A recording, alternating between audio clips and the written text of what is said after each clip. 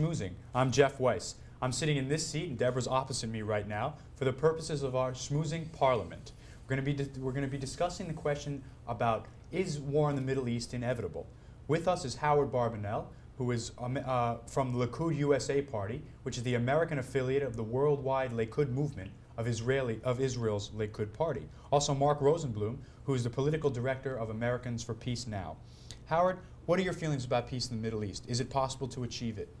Well, I think it's very promising, Jeff, because right now, for the first time ever, Israelis and Arabs are engaged in face-to-face bilateral negotiations, which is a major milestone. And I think that as long as people are talking, hopefully people won't be shooting.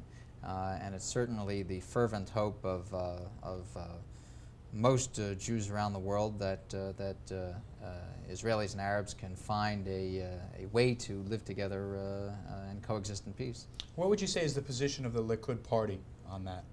Well, our position is what's called peace for peace, Jeff, and what that means is mutual recognition, mutual respect, mutual acceptance and tolerance. And what this really calls for is the elimination of race hatred, bigotry, intolerance, and hopefully down the line perhaps the elimination of the dictatorial regimes that dominate in the Arab world, because it's much more preferable to be at peace with democracies, because modern history has shown that democracies do not wage war on one another.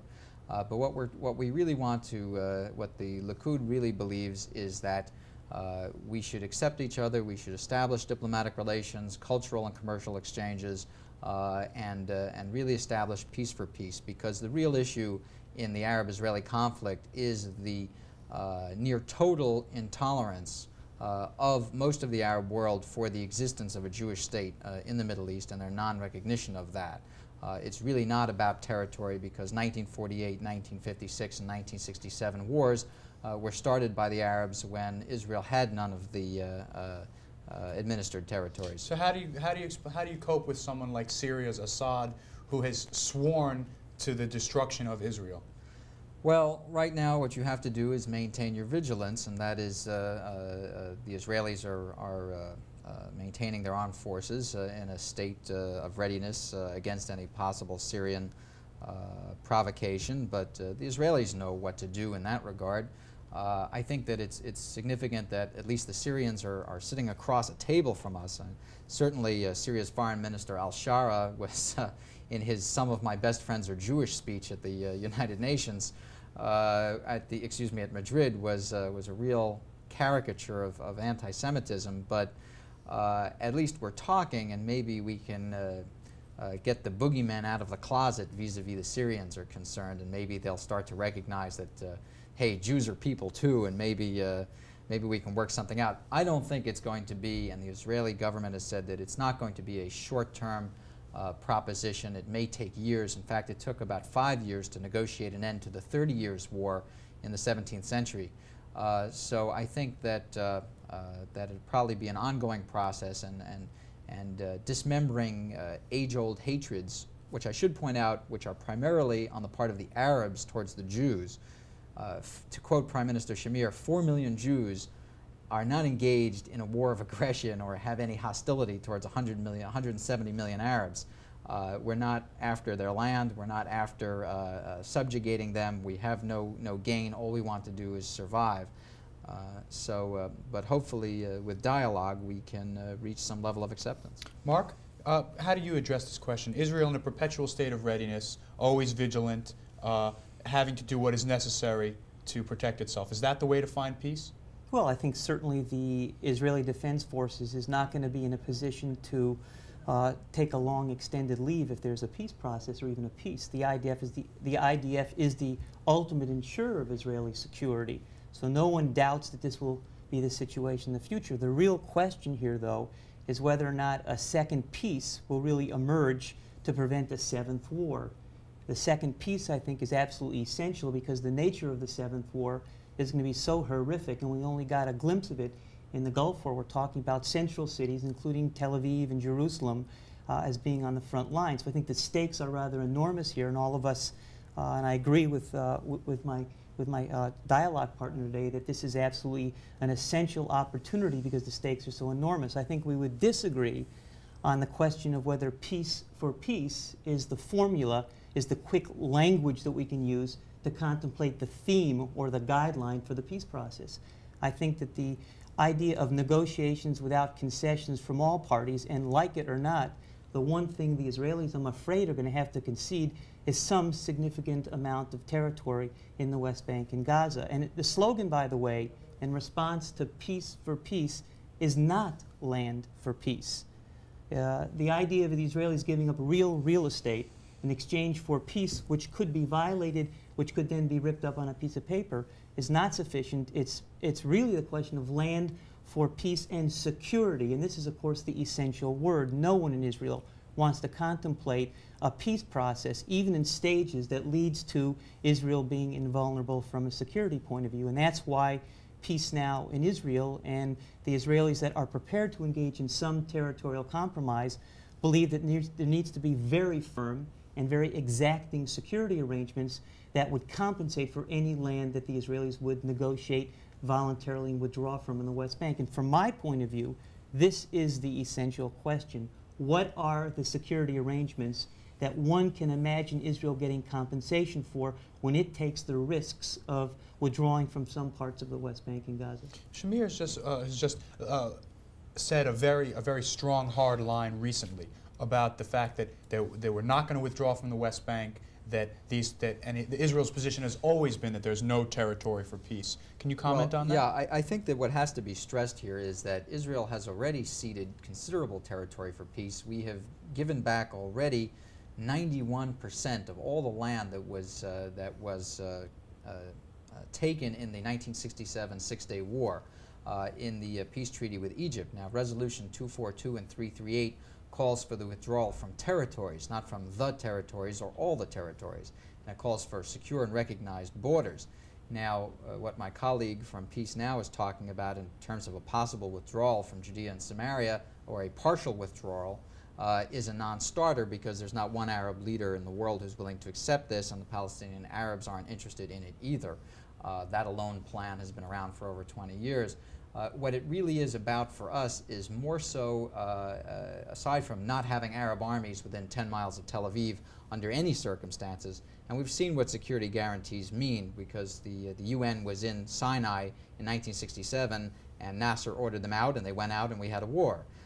So what we feel is that in light of what happened with Iraq and Kuwait, that we must have territorial depth.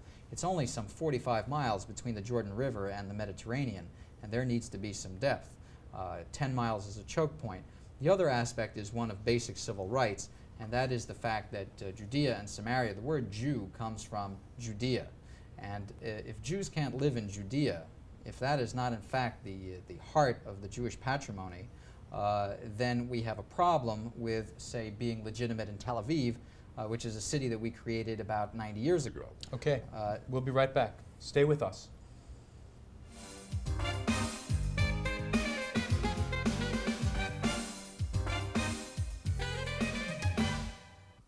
Excuse me, do you know what stock options are?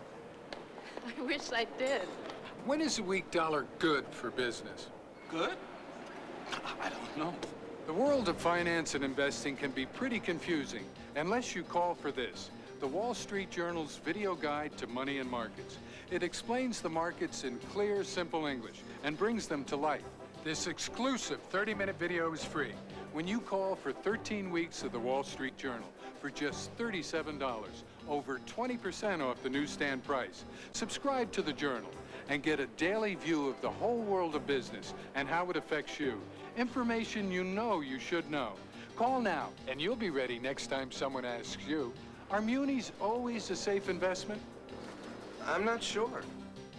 Call toll-free 800-228-6606 for 13 weeks of the Wall Street Journal and your free video on money and markets. That's 800-228-6606. If you think Architectural Digest is an investment to be saved and savored, then you are right. Each spectacular issue brings you the very best in interior design, art, antiques, and travel. Call now and you'll find the investment is smarter than ever, with 12 fabulous issues for just $29.95. As part of this offer, you receive this special bonus, Celebrity Homes Revisited, your free gift as a new subscriber. Call toll-free 800-258-1200 for Architectural Digest. That's 800-258-1200. It's showtime. Showtime. Hey! Whoa! Outdrive your partner with this half-hour instructional video, free with a 1-year subscription to Golf Digest, just $19.77. Call 800-638-1200. Imagine the video and Golf Digest. Call 800-638-1200. Introducing the amazing Laser Beam wristwatch. Destined to become a legend in its own time, we believe it will soon be one of the most sought-after watches in history. However, as part of a special publicity campaign, we will send you one of these amazing new Laser Beam luxury watches. Not for the hundreds of dollars you might expect, but for only $10. But to get your amazing Laser Beam wristwatch for only $10, you must act now. To order, call 1-800-776-5800. Welcome back to Shmoozing. I'm Deborah DeMare, and I'm here with my co-host, Jeff Weiss. We're also here with Howard Barbanel and Mark Rosenblum, and we're discussing the Middle East situation and is peace possible? Gentlemen, we were discussing this prior to the commercial, and you two obviously disagree on several points, so would you care to discuss it with us? Yeah, there were 3 points that I think that Howard and I would disagree on. First, I'd respond to the idea that Israel has already given back 91% of the land that it successfully took in defense of itself in the '67 war, and that's absolutely true. The point about the West Bank and Gaza, however, is that there are 1.8 million Palestinians in the West Bank and Gaza, and if Israel continues to politically and militarily try and continue to rule over these Palestinians in these 2 lands, Israel will effectively become a binational state, and a binational state within which there is a potential for civil war, hardly grounds for security. The second point, I think, has to do with the claim that the Palestinians and the Arab states are unwilling to recognize Israel under any territorial boundaries, as was illustrated in the fact that they fought a number of wars against Israel while holding the West Bank and Gaza. This is absolutely historically accurate. The question is whether the Palestinians and the Arab states are really credible today in claiming they're willing to live alongside of Israel so long as there is some kind of a Palestinian national homeland next to Israel in parts of the West Bank. Now, I don't think we need to trust the Palestinians nor the Arab states on this new moderation and pragmatism. The question is, does one test them? Because if you don't test them, you engage in a self-fulfilling prophecy and the war goes on. I don't think that we need too many tests here. When the Scud missiles were falling on Tel Aviv, the Arabs were dancing on the rooftops.